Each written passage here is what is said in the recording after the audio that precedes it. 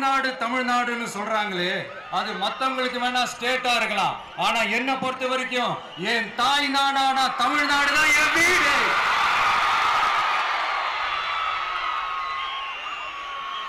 என் வீட்டுல மொத்தம் எத்தனை பேர் இருக்காங்க தெரியுமா?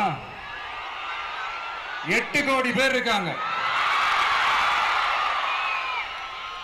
ஒட்டுமொத்த தமிழ்நாட்டு மக்களும் என் வீட்டு மக்கள், என் குடும்பம், என் உறவு, என் சொந்தம்.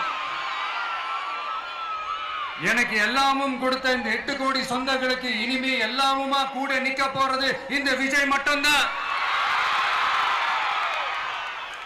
தமிழ்நாட்டோட முதல் படை வீரனா, தமிழ்நாட்டோட முதல் பாதுகாவலனா அவங்க கூடவே நிக்கணும்ன்றதுதான் என்னுடைய குறிக்கோள்.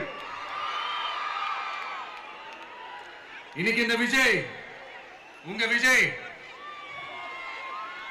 உங்ககிட்ட ஓட்டு கேட்டு மட்டுமே வரல, உங்ககிட்ட நீதி கேட்டும் வந்திருக்கிற.